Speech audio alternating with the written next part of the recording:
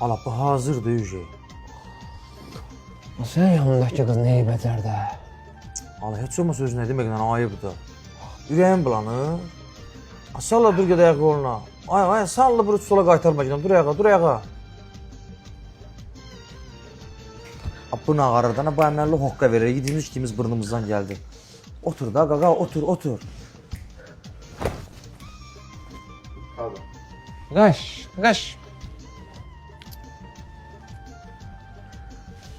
Ayıb olsun, bu nədir mənim masama göndərmisiniz? Siz Allah xanım bağışlayın içkili üzürlü sayın. Fətənədə də göndərdim ki, yeyəsiniz. Bu yeyilmə, özüm yeyərəm. Eləmə də görsən ayıb. Dedim o qardaşım var, onu həll et. Masa da bəs sakitlik yardımda. Sizdən də başqa adamlar var axı.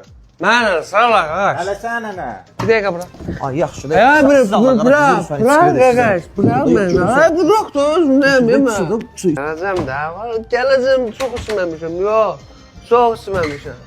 Hadi yol ver də, nə başın xarabdır sən. Çox içməmişəm. Ya bir dənə.